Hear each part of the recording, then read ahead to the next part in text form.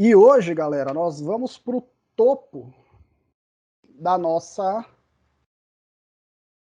nossas evidências, tá? O que é melhor do que o ensaio clínico randomizado? Vários ensaios clínicos randomizados juntos. Da mesma forma que o resultado de uma terapia é muito mais confiável se eu aplicar num grupo de pessoas, ao invés de aplicar numa pessoa só, o resultado para um determinado tratamento vai ser muito mais sólido e muito mais confiável se eu pegar vários estudos que estudaram a mesma coisa, colocar esses estudos todos juntos e tentar retirar um resultado único, um resultado definitivo, entre aspas. Tá? Um resultado de todos esses estudos juntos. E aí, tendo em vista essa necessidade, né? E para facilitar a nossa vida também, porque, pô, se eu quisesse saber se o laser é bom, cara, eu ia ter que pegar vários estudos utilizando o laser numa mesma frequência, com a mesma composição para dor muscular, por exemplo. Eu ia ter que pegar vários estudos para ver, pô, todos os estudos estão falando a mesma coisa, então tá confiável. Os caras que fazem a revisão, os caras já adiantam esse trabalho pra gente. Então, falando de prática baseada em evidência, é muito melhor para o fisioterapeuta primeiro observar o que dizem as revisões, e aí, com base no que dizem as revisões, selecionar um protocolo ou um estudo dentre aqueles que a revisão falou que é de boa qualidade e que apresenta um resultado favorável para a melhora do meu paciente. Então, quando eu falo de prática baseada em evidência, eu estou falando de verificar primeiro o que dizem as revisões e aí separar o melhor ensaio clínico randomizado que está naquela revisão, pegar o protocolo daquele ensaio e aplicar no meu paciente.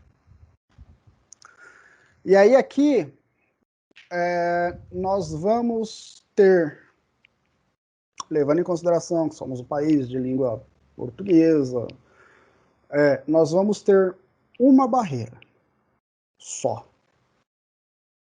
E é uma barreira que não é uma barreira tão significativa. Para alguns detalhes, ela vai ser mais uma barreira. Idioma. A maioria dos estudos estão na língua inglesa. Está no idioma inglês, sem legenda. Então, o que eu preciso levar em consideração é, diferente de quando eu estava na especialização, onde nós tínhamos as ferramentas, mas elas eram muito mais rudimentares, hoje nós já temos smartphone. O smartphone já tem Google. E o Google traduz as coisas. Falando de mim aqui, pobre, que mora aqui né, imprudente.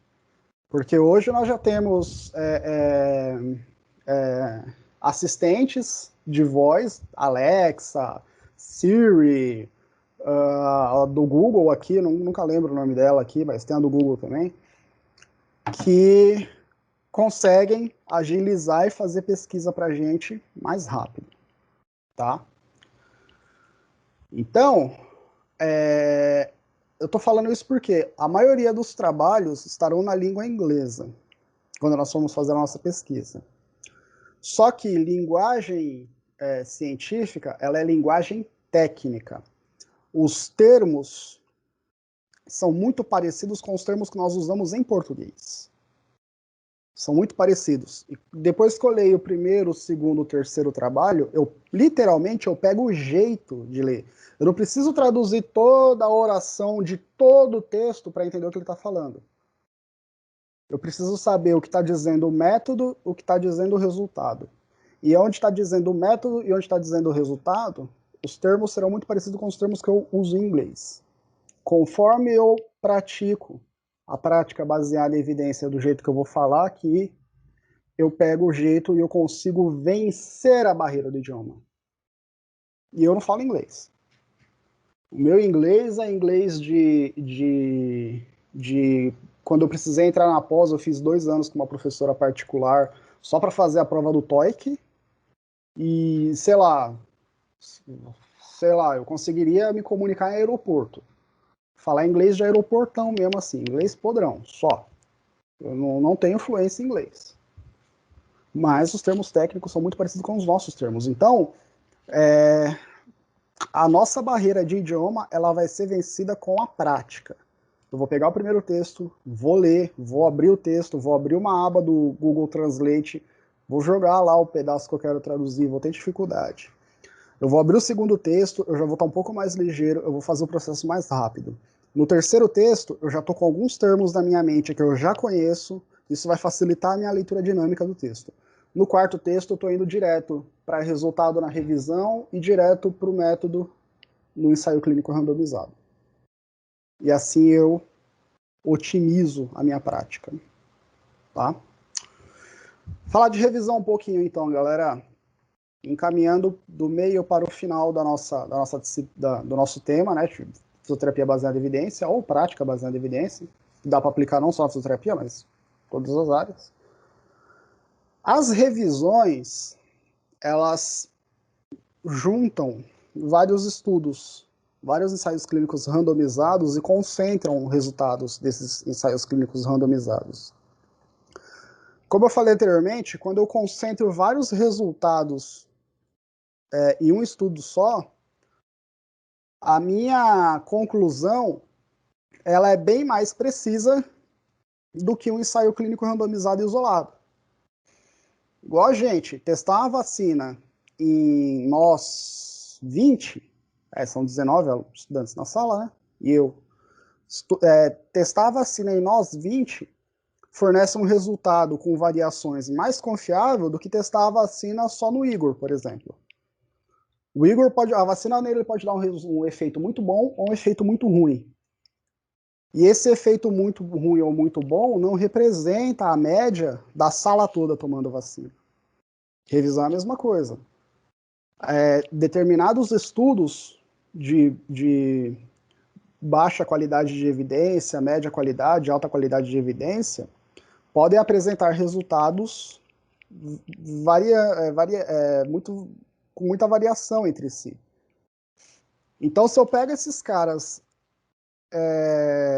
qualifico cada um e coloco todo mundo num lugar só, fica mais fácil para eu ver dentro dessa variação um resultado fixo médio para eu poder saber qual decisão eu tomo. Se eu uso exercício, ou se eu uso ultrassom, ou se eu uso eletro, ou se eu uso gelo, para eu poder ter a minha conclusão.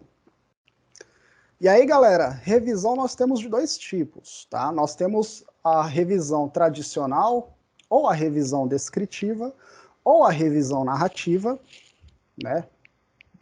Qualquer termo, aonde uma pessoa ela pega estudos de uma determinada área e tenta sintetizar o que cada estudo quer dizer.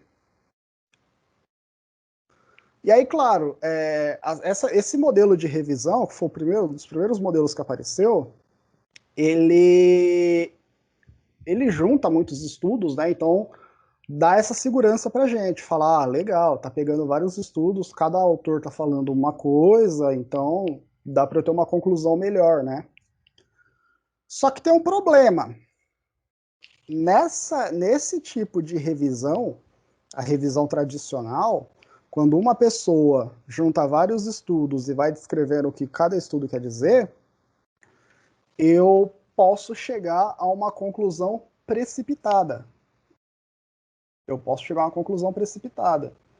Ou eu posso concluir um efeito maior ou menor do que esse efeito realmente esse efeito realmente aponta. Tá? Enquanto eu conto uma historinha aqui para eu poder compartilhar um arquivinho com vocês, os autores desse livro que eu deixei na bibliografia, que fala de prática baseada em evidência, fala que na Austrália, nos anos 70, 60, pesquisadores da área de psicologia começaram a fazer um levantamento a respeito de uma determinada terapia, e diferentes revisores, estudando o mesmo tema, estavam chegando em diferentes conclusões.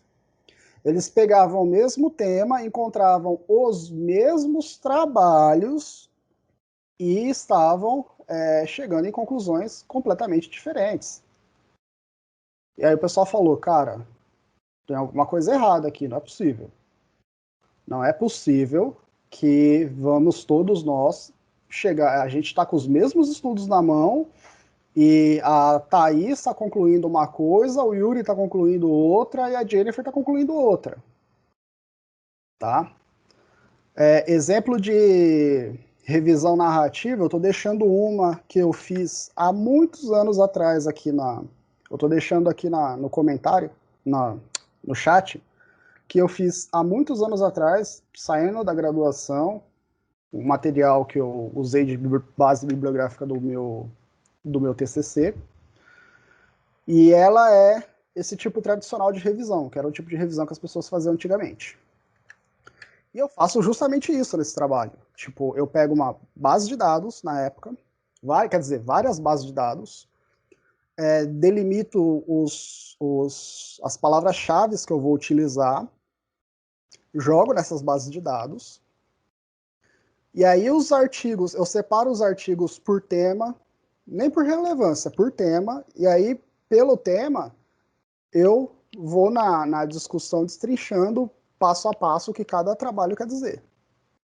Tá? E aí, assim, se eu pegar esse mesmo método de pesquisa, os mesmos artigos, e passar para outro profissional da área, esse cara, ele consegue chegar em outra conclusão. Isso para a gente é ruim, porque a revisão ela é feita justamente de uma forma do qual eu possa agregar o máximo de trabalho da área possível e ter uma conclusão única, ou com o menor viés, o menor risco de interferir no resultado possível. Né?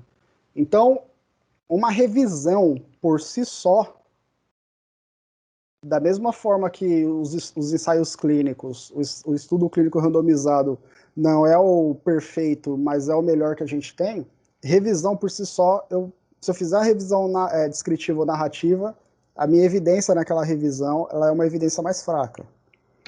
Pensando nisso, os caras criaram uma revisão sistemática. O que é uma revisão sistemática? Revisão sistemática é o modelo de revisão que eu vou fazer seguindo várias regras. Eu vou ter uma regra para delimitar o tema que eu vou utilizar, para escolher palavra-chave, onde eu tenho que fazer minha pesquisa, que variáveis eu estou querendo investigar nessa minha revisão. Por exemplo, esse estudo que eu deixei aqui no chat, é um estudinho bem fraco, assim, de graduação. Publiquei numa revista da UnoOeste, aqui de Prudente. Bem, tá ligado? É tipo, para aprender mesmo. Mas eu tava verificando, por exemplo, qual que é a melhor terapia não farmacológica, né? Ou seja, não envolvendo medicação, para doença hepática gordurosa não alcoólica. Que é quando eu acumulo gordura no meu fígado, entre aspas. Qual terapia que funciona mais para prevenir e ou tratar doença hepática gordurosa não alcoólica?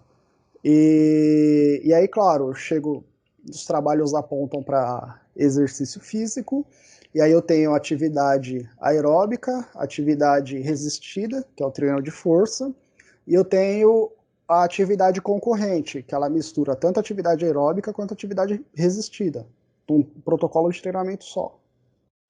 E aí eu pego esses estudos e vou descrevendo. Atividade aeróbica tem esse efeito, atividade resistida tem aquele efeito, o concorrente tem esse efeito e assim por diante. Na revisão sistemática, eu vou ter que determinar certinho o que eu quero verificar de eficácia.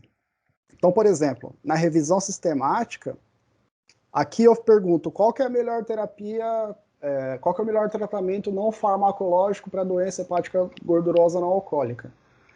Na revisão eu ia ter que delimitar especificamente que terapia que eu quero saber para saber se é mais efetivo ou não para tratar a doença hepática gordurosa não alcoólica. No título, eu teria que perguntar, por exemplo, atividade aeróbica é melhor que a atividade resistida para tratar a doença hepática gordurosa não alcoólica? Melhor.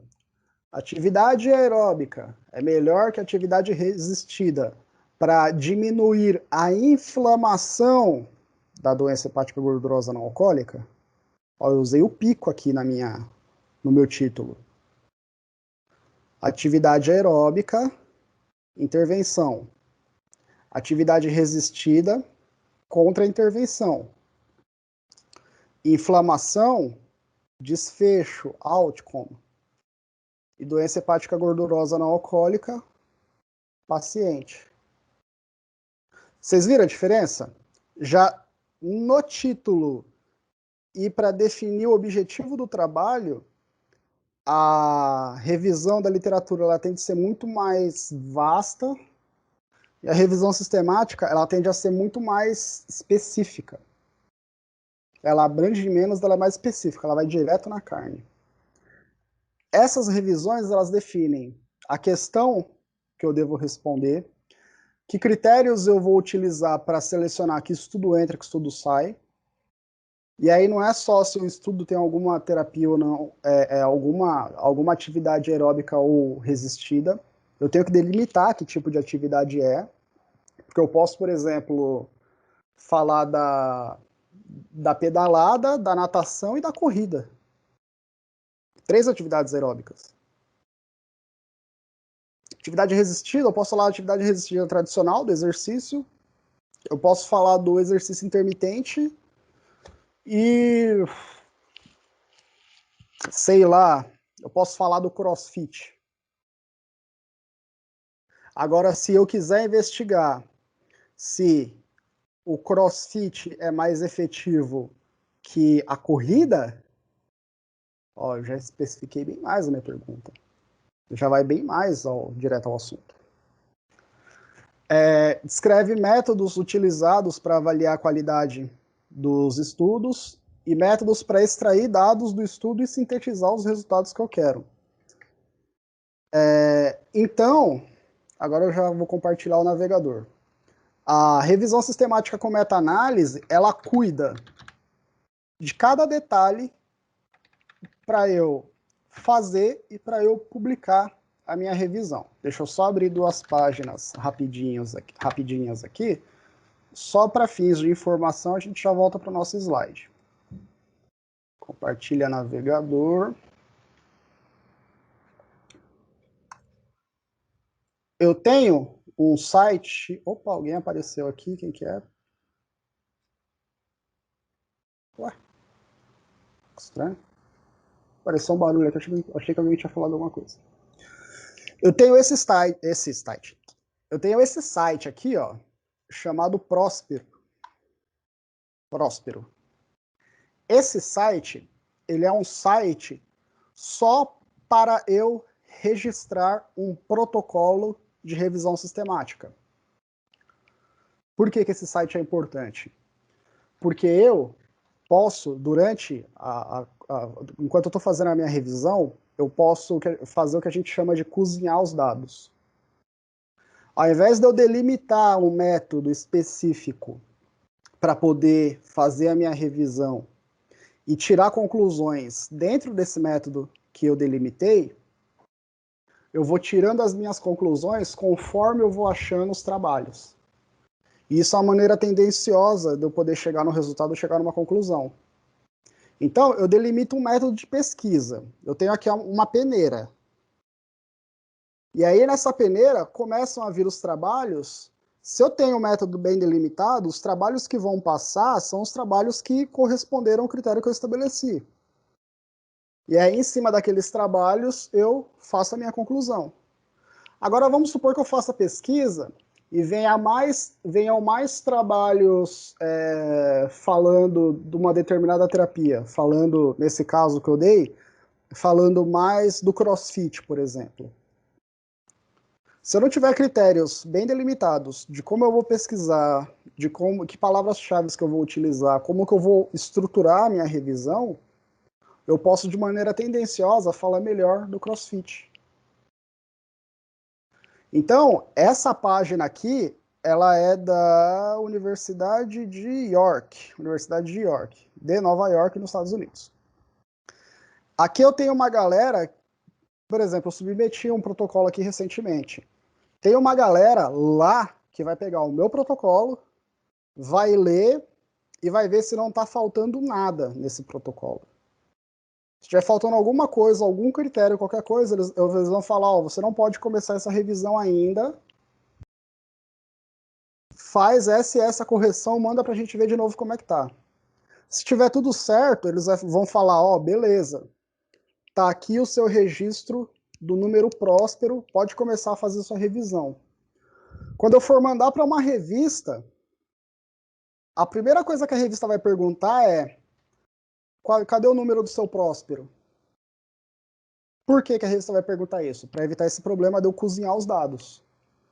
Eles vão ver que antes de eu começar a fazer revisão, eu disse exatamente para uma plataforma como que essa revisão ia ser feita. Essa plataforma viu meu protocolo, deixou eu fazer a revisão e aí sim eu comecei a fazer meu trabalho. Para evitar resultado tendencioso. E aí, o próspero, ele só cuida para saber se o método que eu estou utilizando para fazer a revisão está certo. Quem dá o método, parte a parte, como eu tenho que fazer minha revisão, é esse site aqui, ó, Prisma. Ó, reportação transparente de revisões sistemáticas e de meta-análises. O Prisma, ele tem uma série de... Acho que eu tenho um paper aqui que ensina a olhar. Também só para fins de exemplo, para a gente poder saber para que serve só. Cadê? Aqui, tá aqui, no PIC, material didático. Eu não vou achar agora, galera, mas enfim, depois eu disponibilizo e mando para vocês. Mas no Prisma, eu vou ter uma série de regras de como escolher palavra-chave, do que tem que ter no método, de como selecionar meu estudo, de como mostrar meu resultado. Eu tenho todo um método a ser seguido. E quando eu for mandar para a revista vai perguntar também, tá, mas que recomendação que você seguiu? Aí eu vou falar, eu registrei no Próspero e segui as recomendações do Prisma. Aí os caras vão falar, não, esse cara tomou cuidado para fazer o estudo dele, o resultado dele não é furado, o resultado dele é quente mesmo. Então, vamos olhar aqui para ver se o que ele está falando tá de boa. Por que tem todo esse cuidado? A revisão sistemática com meta-análise, ela tem toda uma metodologia para eu construir a minha revisão, para eu ter o resultado mais confiável, pegando ensaios clínicos randomizados da área. E aí, não só eu vou dar um resultado sólido para o meu paciente, como nesse modelo de revisão, eu tenho a possibilidade de fazer uma meta-análise. Tá? O que é uma meta-análise? É um gráfico. Na verdade, é uma análise estatística. Eu vou fazer uma análise estatística específica que vai me fornecer um gráfico com informações objetivas e diretas, sintetizando os resultados de todos os estudos. É um gráfico que, de maneira intuitiva, eu vou olhar para aquele gráfico. Primeiramente, eu vou saber se uma terapia é melhor que a outra. E aí depois, nesse mesmo gráfico, eu consigo saber qual estudo teve o resultado mais confiável. Não é qual estudo que teve o melhor resultado, é qual estudo que teve o resultado mais confiável. Tá? Isso aqui, para nossa prática, faz toda a diferença, galera, toda a diferença, porque aqui não é todo mundo que vai trabalhar com pesquisa, não é todo mundo que vai trabalhar com ciência, a maioria das pessoas vão trabalhar com a prática de fisioterapia, de clínica, de hospital, do dia a dia. É assim, todos os cursos, na minha turma mesmo, acho que de 45, acho que 6 ou 7 fez mestrado, doutorado, o resto, tipo, fez uma especialização ou uma residência na área e foi atender, entendeu? Então não é a galera que vai estar sentada olhando o gráfico. Muitas das vezes não é a galera que está tendo a base que eu estou passando para vocês agora. Então a informação tem que estar objetiva, a informação tem que estar direta, tem que estar de fácil consumo, para eu pegar de maneira intuitiva, olhar e selecionar o que eu quero fazer. Da mesma forma que o menu do celular é intuitivo para eu poder usar meu celular no dia a dia, essa informação ela também tem que ser intuitiva. Tá? E aí, claro, a revisão sistemática com meta-análise, ela é feita para te dar as melhores evidências a respeito de uma terapia, com a meta-análise, com uma informação visual do que funciona mais ou menos, e facilita o nosso lado, facilita a nossa vida. Né? Nosso objetivo aqui esse tema ele é complexo, esse tema eu estou passando ele esmiuçado, esmigalhado, parte a parte, para a gente ir digerindo aos poucos, mas o objetivo final é facilitar a nossa vida. Eu quero vida rápida, vida fácil. Eu tenho todos os meus horários ocupados, eu tenho um tempo desse tamanho para eu saber que tratamento eu vou aplicar. Então é vida rápida e vida fácil. Então, galera, agora eu vou pegar um estudo, uma revisão, e eu vou olhar com vocês parte a parte dessa revisão, tá? Eu montei aqui o slide, dependendo, eu vou trocando, cambiando aqui para o slide, mas eu vou fazer assim, eu vou abrir o PDF da revisão que está no material à parte em fisioterapia preventiva. Eu acho que está em fisioterapia, fundamentos em reumatologia também, tá na nossa pastinha lá. Tá no material de apoio, perdão, não é material à parte não, material de apoio. Falar isso, deixa eu já copiar lá para outra pasta, porque aí, ó, pronto. Aí, se eu for num lugar ou for no outro, eu acho esse material. Deixa eu abrir aqui uma revisão, que é o modelo de revisão que eu deixei aqui, tá? Esse modelo que eu deixo, galera, é um modelo para que nós possamos entender como funciona. Aqui agora nós só estamos tentando entender como funciona. Acho que eu vou pôr a tela do meu computador, ficar mais fácil. Todo mundo consegue enxergar bonitinho de boa aí? Tá muito pequeno? Bia, tá muito pequena a letra? Tá dando para ler na tela do seu computador? Tá sim, tá tranquilo. Quem quiser, galera, pastinha material de apoio, tanto em fisioterapia preventiva. Vou atualizar aqui o Google Drive e vai aparecer em fisioterapia e reumatologia também, tá? Galera, esse trabalho aqui, ó, denominado modelo de revisão sistemática, é um modelinho para nós aprendermos como é uma revisão sistemática com meta-análise, tá? Essa revisão, ela vai estudar o efeito do tratamento fisioterapêutico em pacientes que fizeram meniscectomia parcial ou fizeram uma artroscopia, cirurgia na minha articulação. Efetividade da fisioterapia no pós-operatório de pacientes que fizeram artroscopia no joelho. Nesse caso foi cirurgia em parte do menisco. Revisão sistemática com meta-análise. Então, aqui no título, eu já vejo o que o cara está estudando. Ó. O efeito da fisioterapia em pacientes que fizeram pós-operatório em artroscopia. Nesse caso, a artroscopia do joelho, porque eu vi que aqui tem meniscectomia.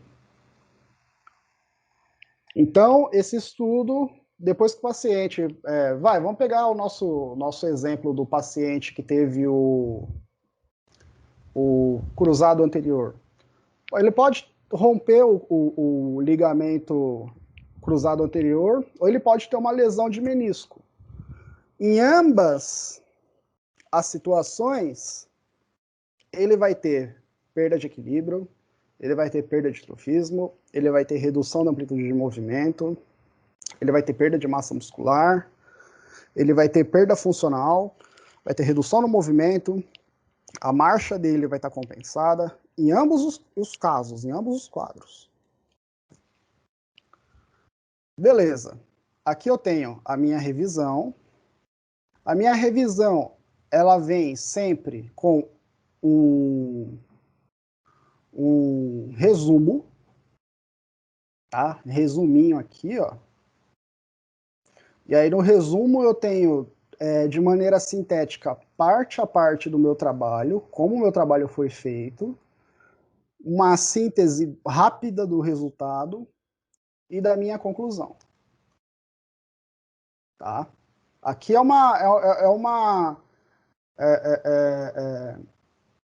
é o trailer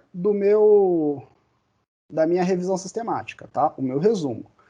Antes de eu ler a revisão, eu posso vir aqui no resumo e já localizar elementos que possam me indicar se uma determinada terapia vai ser ou não mais ou menos eficaz. Tá? Como o nosso objetivo aqui é olhar parte a parte da revisão, eu vou olhar parte a parte da revisão com vocês, para a gente aprender junto, depois poder colocar isso em prática. Tá? Então, aqui na minha revisão, o cara quer verificar o efeito do tratamento fisioterapêutico já imediatamente no pós-operatório, com pacientes que fizeram cirurgia no joelho. Eu tenho uma introdução explicando como a cirurgia do menisco acontece, quantidade de pessoas que fazem cirurgia no país do cara, nos Estados Unidos, no mundo, a função do menisco no joelho, o que acontece com o menisco. Ele dá toda uma contextualização para quê? Para quem não é da área poder ter um breve entendimento do assunto. Aqui eu estou analisando um trabalho da área de ortopedia. Ortopedia, eu fiz especialização. Eu tenho mais familiaridade com determinados casos, determinadas situações. Agora, por exemplo, se eu pegar um trabalho da área de obstetrícia na mão, da pneumo, da neuro, tá falando inglês comigo, cara. Não tá falando a minha língua. Eu vou precisar, então, de uma introdução para a pessoa que não é da área, a pessoa que não conhece, possa se inteirar brevemente do assunto antes de eu começar a falar como eu fiz o meu estudo propriamente dito, tá? Então, a introdução é uma contextualização inicial do meu estudo. Depois da minha introdução, eu venho aqui para os meus métodos. Depois da introdução, eu venho para os meus métodos. Nos meus métodos, eu vou descrever como foi feita a minha revisão sistemática com meta-análise parte a parte. Gente, a maneira como o gráfico é feito e a maneira como é feita a diagramação da revista pode variar de revista para revista. Então, artigos podem ter coluna assim, ou pode ter só 2 colunas, ou pode ter uma linha só gigante, vai da diagramação. Mas a estrutura de uma revisão e a maneira como é feito o gráfico da meta-análise é o mesmo para todas as revistas. Só vai mudar se vai estar pintado de cor A, cor B, cor C, mas a gente consegue ler todas e consegue chegar numa conclusão com todas. Todas vão ter essa estruturação seguindo lá as recomendações do Prisma, tá? Ó, tanto que esse cara aqui já fala. Ó, ele seguiu as recomendações do Prisma e da Cochrane. Galera, a Cochrane é uma base de dados para evidência científica na área da saúde, que ela é o estado da arte. Ela é o estado da arte, só que ela abrange todas as áreas da ciência da saúde. Mas os estudos que estão na Cochrane são estudos pesadíssimos, são estudos, meu, filé, tá? Então, se o cara está seguindo recomendações da Prisma e da Cochrane, o cara está seguindo à risca quem mais entende da área como se faz uma revisão. Então, isso aqui já dá uma segurança para quem vai ler o trabalho. Seja o avaliador da revista para saber se vai publicar ou seja eu, fisioterapeuta. Entendeu? É o padrão ouro da área. Tipo de estudo. No tipo de estudo ele fala que é uma revisão sistemática de ensaios clínicos randomizados, esse RCT é Random Clinical Trials, né, que vai estar em inglês. Deixa eu colocar aqui uma anotaçãozinha aqui. Cadê a nota aqui? Aí.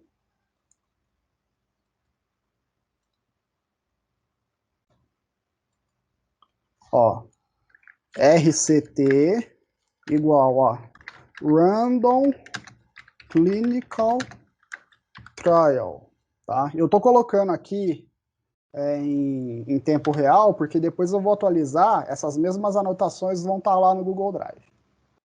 Opa! Desfaz.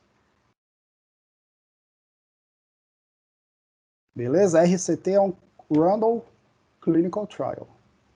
Então ele fala que tipo de estudo é: revisão sistemática de ensaios clínicos randomizados com meta-análise.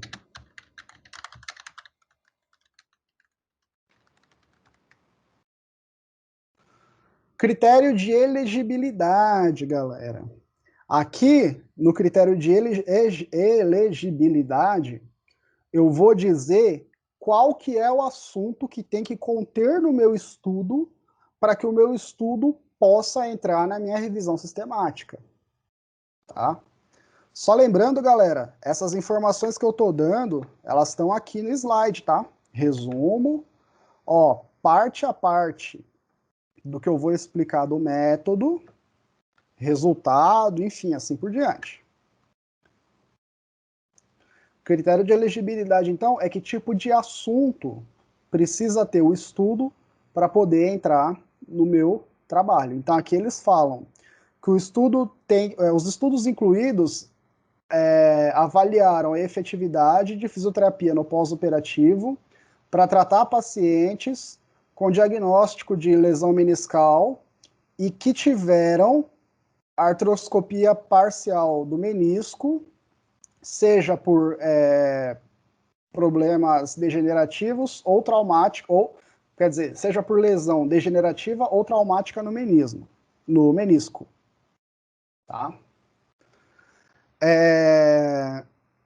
A comparação foi feita por 2 fisioterapeutas distintos, ou seja, 2 fisioterapeutas participantes do estudo, dentre essa galera aqui, ó, 2 desses ficaram responsáveis só por separar que estudos iam entrar nessa revisão.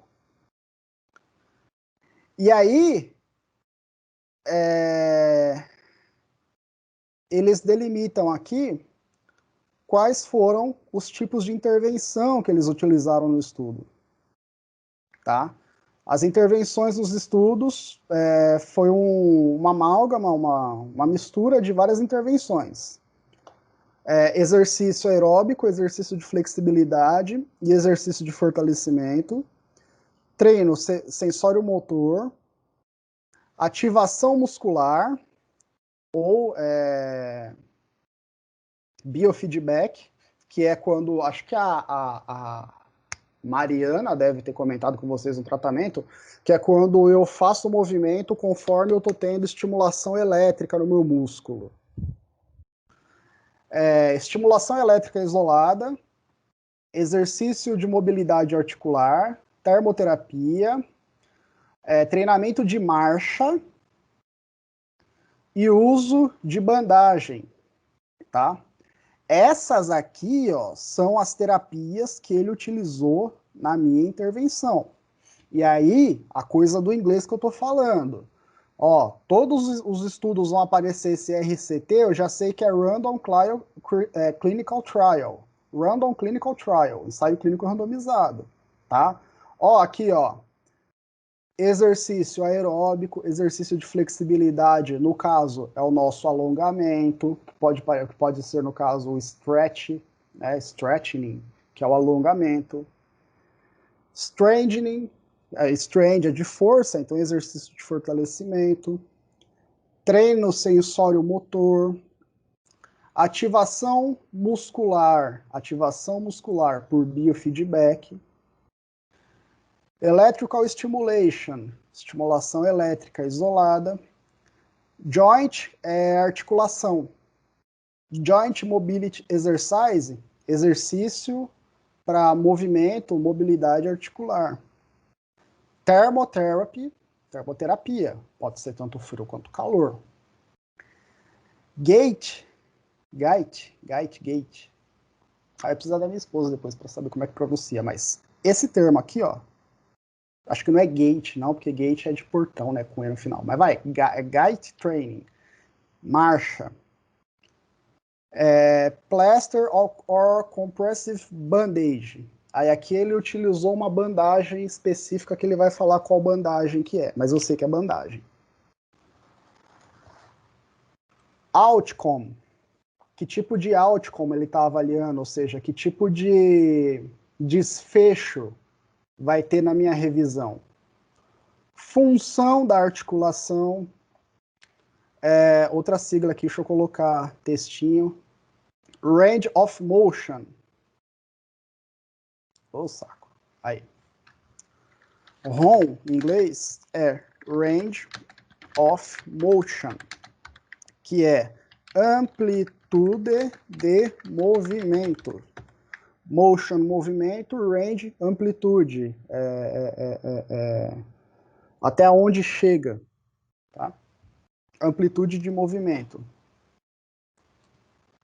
Effusion, esse effusion, ele tá dando, na hora que nós formos pro resultado, ele vai dar sinônimo de edema.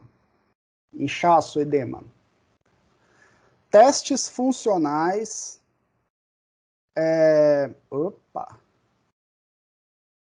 Quadríceps isokinetic strength, ou seja, força do quadríceps. Tight circumference, e aí no caso, diâmetro do membro, no caso, membro inferior. Pain, dor. Muscle activity, atividade muscular. Functional activity, atividade funcional. Marcha, qualidade de vida. Análise histológica muscular, que é quando eu tiro uma amostra do músculo e vejo o tecido no microscópio. Tempo de retorno para o trabalho e satisfação, tá? Esses desfechos, o cara está sendo... ele está pegando vários desfechos que uma articulação pode ou não influenciar, justamente porque ele vai selecionar vários trabalhos, nem todos os trabalhos vão ver esses desfechos. Quando eu for olhar no resultado, eu consigo, inclusive, escolher o que eu quero tratar. Se eu quero tratar só amplitude de movimento, eu vou no quadro que está avaliando só amplitude de movimento e pego o melhor tratamento que teve efetividade. Se eu quero tratar função, flexão, extensão do joelho, equilíbrio, eu vou no quadro que os caras avaliaram função, seja por teste, seja por questionário, pego o melhor trabalho lá que teve efetividade. E assim sucessivamente. Então é por isso que ele está fazendo todas essas especificações aqui, ó. Ele define que tipo de terapia e que tipo de desfecho ele quer verificar. Aqui, Information Source and Research são as bases de dados que ele abriu para pesquisar. Igual a gente abre aqui, Google Acadêmico, Cielo, Pedro, Medline, PubMed, aqui ele vai listar todas as bases de estudos que ele utilizou para fazer a pesquisa e quais palavras-chave ele utilizou para poder fazer as pesquisas do trabalho dele. Tá? Então eu tenho combinação de palavra-chave em bases de dados diferentes. Tá? Só para a gente poder saber, isso aqui não é a parte principal da nossa revisão.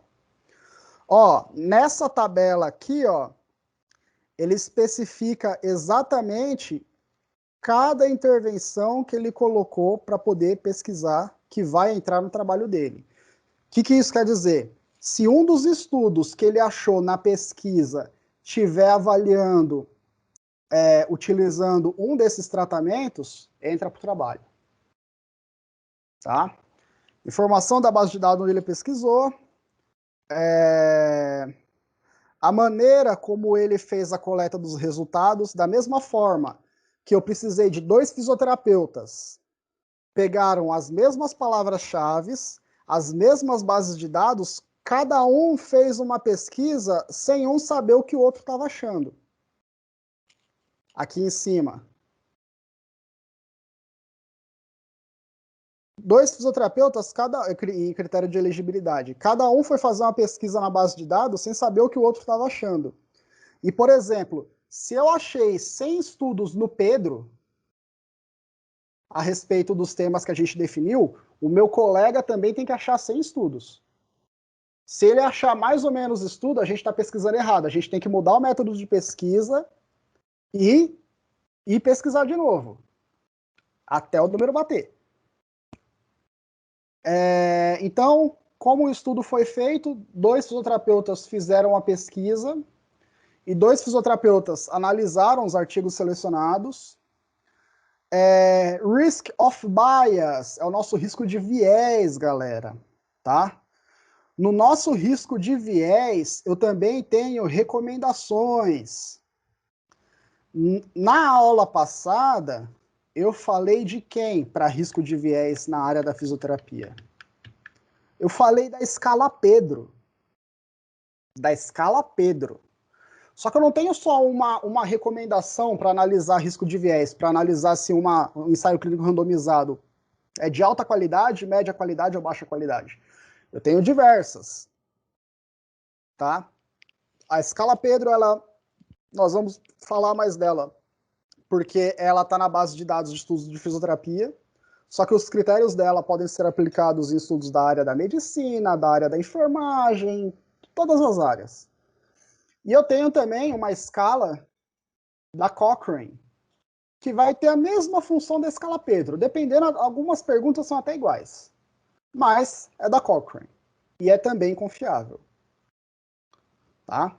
Então, eu vi como que eu vou coletar os meus artigos, risco de viés, já tinha decidido que tipo de terapia entra e que tipo de desfecho eu quero avaliar, e como vai ser feita a análise dos meus dados, tá?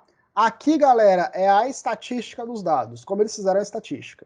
E aqui a gente manda para o Brito, porque para a gente interessa quando o resultado está pronto na nossa frente. Quem for trabalhar com pesquisa, legal, a gente olha aqui para entender melhor. Quem não for trabalhar, quem tiver com paciente para atender amanhã, que avaliou, fez a pergunta clínica, sabe o que o paciente tem, não precisa saber o que está na análise clínica, tá? Ó, aqui, vamos só voltar às tabelas. Tabela 1, vocês apresentaram muito essa tabela 1 para mim já. Quando vocês apresentaram essa tabela? Quando nós tivemos a nossa aula, as nossas aulas de biomecânica, que vocês que vocês falaram para mim dos artigos que vocês encontraram. Ó, essa tabela, os caras dizem, parte a parte, quantos artigos no total eles fizeram pesquisando em todas as bases de dados. E aí depois, conforme eles vão eliminando pelo critério de seleção dos trabalhos, quantos artigos sobram no final. Então, você pega aquelas palavras-chave que eles selecionaram e joga nas bases de dados. Em todas as bases de dados, eles acharam 1.028 trabalhos. E aí, remove os artigos duplicados, porque eu posso ter um artigo numa base de dados e outro artigo em outra. Pode ter um na PubMed, um no Pedro e um na Cochrane. Então, esse que está duplicado, os duplicados, eu excluo. Artigos do qual o texto não tem nada a ver, o título não tem nada a ver com o que eu estou falando, eu excluo. Vou ler o resumo não tem nada a ver com o que eu selecionei, excluo. Vou ler o corpo do texto. A qualidade do artigo é muito ruim, tipo, tá muito baixo, muito fraco, e aí eu vou estabelecer qual qualidade é essa, excluo também. Até no final de 1028 sobrarem só 6 trabalhos. Assim como, por exemplo, a Lana, se eu não me engano, ou a Thaís, eu não lembro, apresentou ano passado no PIC. Uma das duas fez uma revisão também, que tinha uma caralhada de trabalho no começo, depois sobraram acho que 4 ou 5, uma coisa assim. É o mesmo trampo. É nessa tabela aqui, ó. E essa tabela é fundamental para eu saber, se eu pegar aquelas palavras-chave, quantos trabalhos eu acho no total e quantos realmente servem para entrar na minha revisão. Tá? Aqui, ó, as recomendações da Cochrane, a escala da Cochrane, para eu poder qualificar o meu artigo, para eu pegar a minha revisão sistemática com meta-análise e poder dar uma nota de 0 a 10, de 0 a 13, enfim, depende da escala.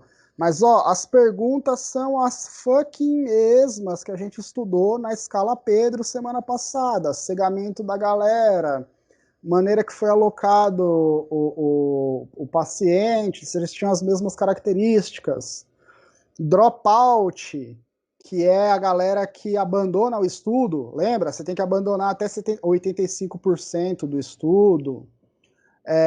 Análise de intenção de tratamento, maneira como foram avaliados os resultados. Essa escala da Cochrane, ela tem o follow-up. Ela verifica se os estudos fizeram um acompanhamento depois que os pacientes tiveram alta.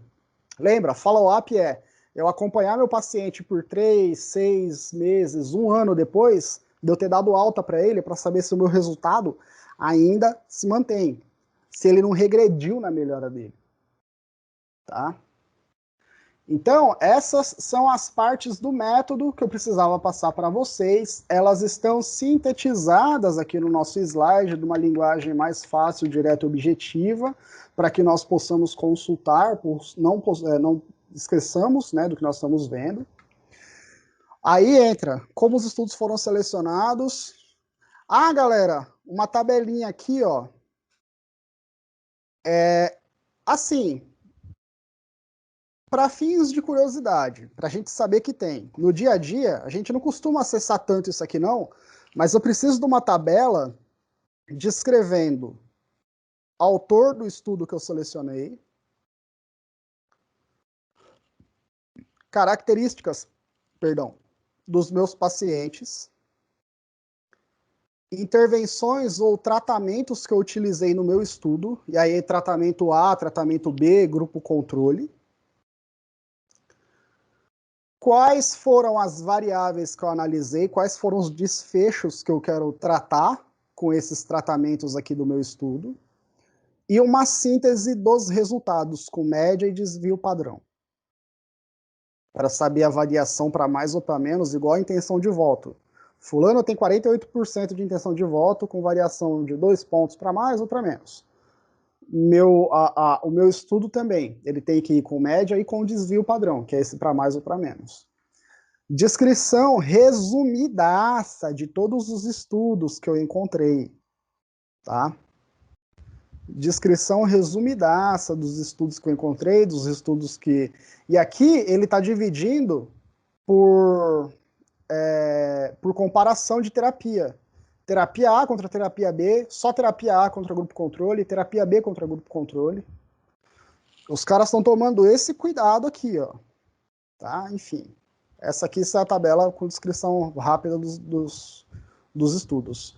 Aqui no corpo dos resultados, aqui, ó, a partir daqui, ó, os autores, eles fazem justamente o que aqui nesse texto? Eles fazem isso aqui, ó. Ó. Uma revisão narrativa dos resultados que eles encontraram. Tá? Só que essa revisão aqui, como nós vimos, para eu montar e selecionar os estudos, eu tenho diversos critérios para levar em consideração. Qualidade do estudo, se o assunto bate, se o que o estudo está avaliando bate, eu tenho todos esses critérios estabelecidos, para aí sim eu poder fazer uma descrição dos resultados que eu encontrei na minha revisão. Tá? Deixa eu ver se tem mais alguma coisa aqui para eu mostrar. Rapaz, isso aqui, nossa, isso aqui é... Galera, a maioria dos estudos vai ter essa tabela aqui, ó. Deixa eu virar, vai ficar melhor pra gente ver aqui, ó. Aí. Diminuir um pouquinho o tamanho. Ó.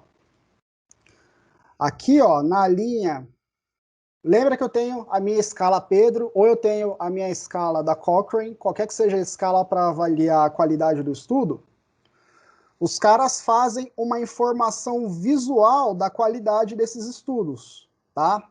Aqui na minha linha eu tenho a pergunta que eu estou fazendo, e aqui na minha coluna, dependendo da orientação que você está vendo no gráfico, eu tenho o autor que está entrando para ser avaliado. Se tem o ponto verdinho, ele respondeu bem a pergunta feita. Se tem o ponto vermelho, ele não respondeu. Por exemplo, aqui eu pergunto, o estudo tem follow-up? Ou seja, tem um acompanhamento um tempo depois que os pacientes tiveram alta? Se tiver verdinho, teve. Se tiver vermelho, não teve. Tá? Os pacientes foram cegados. Ó, que estudo perigoso, galera. Olha o tanto de galera aqui, ó, que não cegou o paciente, cara. A galera que está aplicando o tratamento, o fisioterapeuta que vai aplicar o tratamento no estudo, foi cegado? Mó galera não foi, galera. O cara que está fazendo análise estatística foi cegado? Ó. Tá vendo? Eu não preciso conhecer a escala, bater a escala certinho. Eu tendo essa informação visual, eu já consigo saber quantos pontinhos verdes o meu estudo vai ter e se ele é de boa qualidade ou não. E aqui os estudos eram de média a baixa qualidade. Aqui a maioria dos estudos, deixa eu ver, 1, 2, 3, 4, 5, 6, 7, 8, 9, 10, de 13, os estudos tinham 6 pontos no máximo quando tinham. Os estudos que vão ser selecionados para meta-análise. A maioria dos estudos aqui não foi selecionado porque tinha muito pontinho vermelho aqui, ó. A qualidade era muito baixa, muito baixa. Beleza? Então essa tabela aqui é para me dizer a qualidade dos meus estudos com base na escala da Cochrane, com base na escala Pedro, com base na escala Delphi.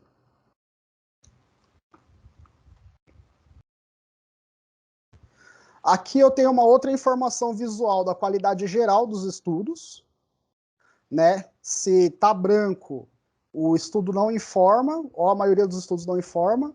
Se tá laranja, aqui ele está fazendo uma avaliação geral de todos os estudos. Se tá laranja, risco de viés, azul, não tem risco de viés. E ó, você vê que na maioria das perguntas, aqui ó, altíssimo risco de viés. Então, os autores fizeram uma revisão e eles não acharam estudos bons na área. É por isso que a galera, depois que conclui, quando consegue selecionar estudo e fazer uma análise, sempre na conclusão, e isso, as meninas ano passado, perdão, não lembro quem era, se era a Alana ou se era a Thaís, acho que era a Alana, falaram que com base nos resultados, encontramos tal resultado, entretanto, são necessários estudos de melhor qualidade. Por quê? Por causa disso aqui, cara. Os estudos que estavam disponíveis para ser utilizados tinham um risco alto de viés. Pode ser que esse esquema que eu tô olhando aqui no paper não dê certo, mano.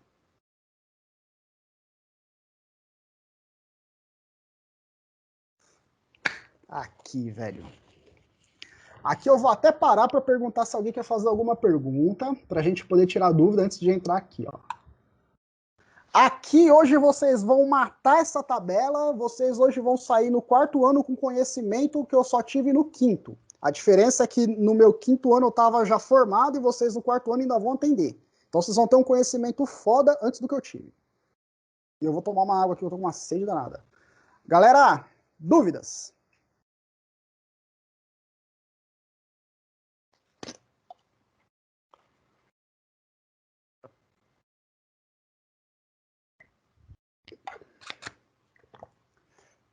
Eu vou fazer uma provocação aqui que eu vou puxar na memória. Semana da Físio de 2019, o Augusto, quando foi dar a palestra dele, galera, que ele mostrou uma revisão para poder defender que... Ai, cara, o que ele ia defender naquele negócio? Defender que fisioterapia o mais precoce possível faz com que pacientes pós-operatório tenham alta mais rápido. O estudo era mais ou menos isso. Fisioterapia precoce para acelerar o processo de recuperação dos pacientes. O Augusto, naquele dia, mostrou para vocês uma revisão sistemática com meta-análise. E eu lembro que no dia ainda olhou para mim e falou: pô, professor, esse gráfico aqui para fazer um estudo com o pessoal é legal, né? Eu falei: não, isso aí tinha que ir no TCC. Claro que eu estava enchendo o saco, brincando, tanto que a Isabela na hora falou: Deus me livre! Eu saio do curso, eu não quero! Isabela falou: professor, você tá de sacanagem. Tá aí, Isabela? A Isabela tá com o microfone desligado, mas a Isabela vai jogar aqui no chat daqui a pouco, ela vai lembrar disso. Isabela falou, cara. Eu falei: não, pô, Isabela, é sacanagem, mano. Não, aí sou eu exagerando, sou eu, né, causando. Sua voz não é assim, não, sou eu causando. Aqui, galera, então vamos para cá, então, ó. Esse aqui é o resultado principal da nossa revisão, e é isso que faz a nossa revisão ser especial. Vamos lá. Aqui eu tenho uma meta-análise. O que é uma meta-análise? Na meta-análise, o autor, ele pega todos os resultados de uma mesma variável, de um mesmo desfecho, e ele monta um gráfico não com não com a unidade de medida daquela variável. Por exemplo, se eu estou vendo força, eu não vou mostrar um gráfico com unidade de medida em Newton. Ele não mostra gráfico igual a gente costuma fazer gráfico normalmente dos nossos resultados. Deixa eu abrir aqui um podrão rapidão para a gente dar uma olhada. Podrão do meu doc. Cadê? Aqui, ó. Quando a gente vai mostrar resultado nos nossos trabalhos, a gente mostra assim, ó. Esse aqui é um gráfico do meu doutorado de inflamação no músculo gastrocnêmio após exercício físico.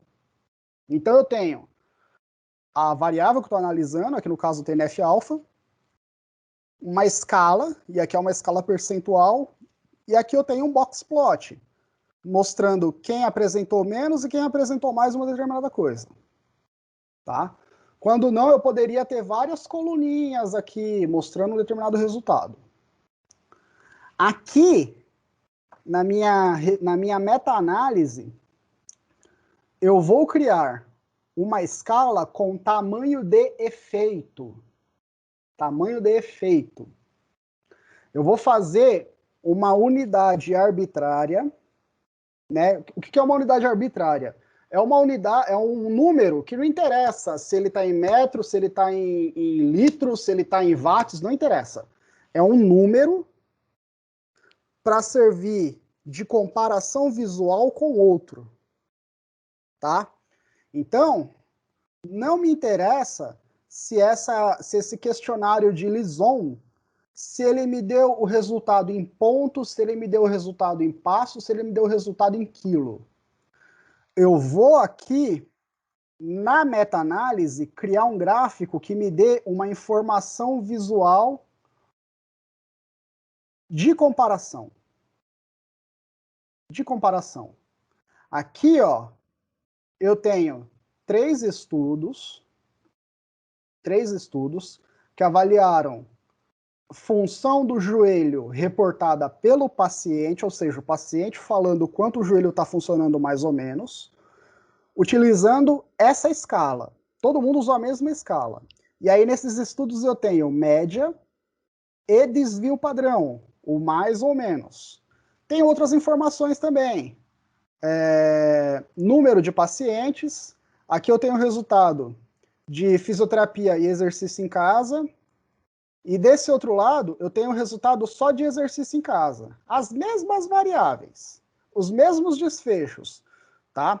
Função que o paciente reporta do joelho, se o joelho melhorou ou não. De pacientes que fizeram fisioterapia e exercício em casa e de pacientes que fizeram só exercício em casa. E aqui, galera, eu tenho a minha meta-análise. Vamos olhar aqui para o meu gráfico. Eu tenho uma grande linha aqui no meio.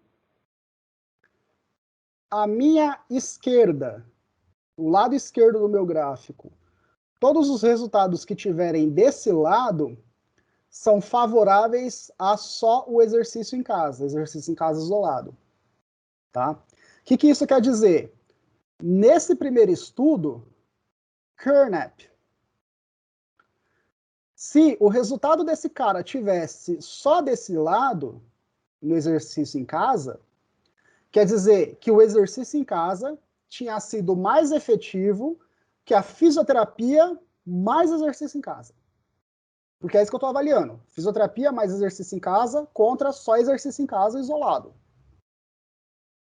Então, de um lado, eu tenho estudos que o resultado funcionou melhor, funcionou mais para exercício em casa. E do outro, eu tenho os resultados onde a fisioterapia e o exercício em casa foram mais efetivos do que o exercício em casa sozinho. Aqui, galera, eu tenho o tamanho do efeito de cada estudo, tá? Essa escala pode ser de 0 a 2, de 0 a 10, de 0 a 100, foda-se. Qualquer número. O que me importa é a informação visual, a média dos resultados e esse tracinho preto que é o tamanho de efeito. Tá? O que é o tamanho do efeito? Eu vou dar um exemplo para a escala visual analógica, para a gente poder visualizar. Depois eu volto para cá. Escala visual analógica vai de 0 a 10. Tá? Aplico uma terapia no meu paciente, o meu paciente ele consegue diminuir de 2 a 4 ou 5 pontos na escala visual analógica.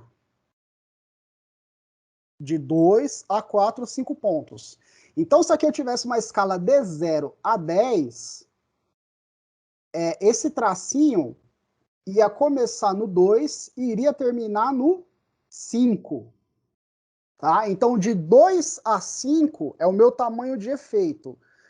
2 é o mínimo que eu consigo melhorar no meu efeito e 5 é o máximo que eu consigo melhorar. E esse pontinho azul é a média da galera. Então, 2, 3, 4, 5, eu tenho um tamanho de efeito de 4 pontos de melhora, mas na média a galera melhora 2 pontos, tá? Então, meu quadradinho estaria bem no meio, de 2 a 5, então ele ia estar bem no 3. Ei, cacete, fiz a conta errada. Que animal. Deixa eu ver. 2, 3, 4, 5. O meu quadradinho ia estar entre o 3 e o 4. E o tamanho de efeito, esses dois tracinhos aqui, um ia começar no 2 e o outro ia terminar no 5. Tá? Saio daqui e vou para o nosso slide, porque no nosso slide eu coloquei mais informação visual para a gente poder entender o nosso resultado. Então, ó, o quadradinho azul, toda a revista vai ter essa configuração. Pode ser um quadradinho preto, verde, vermelho. O quadradinho azul, certo? Vai ser a média dos nossos resultados. Esse tracinho preto todo é o tamanho de efeito, é justamente do 2 ao 5, e o quadradinho azul ele vai estar entre o 3 e o 4. Tá? E aqui eu tenho discriminado os efeitos de cada estudo. Aqui embaixo eu tenho o pool, uma média geral dos meus resultados. Como essa escala, quer dizer, como esse gráfico, ele não atende a nenhuma unidade de medida, nenhuma escala, ele é uma informação visual arbitrária, é só para eu visualmente poder comparar o tamanho do efeito e se o estudo é melhor que o outro. Então, o meu pool vai ser uma média de todos os resultados aqui juntos. Por isso que ele tem essa forma de losango.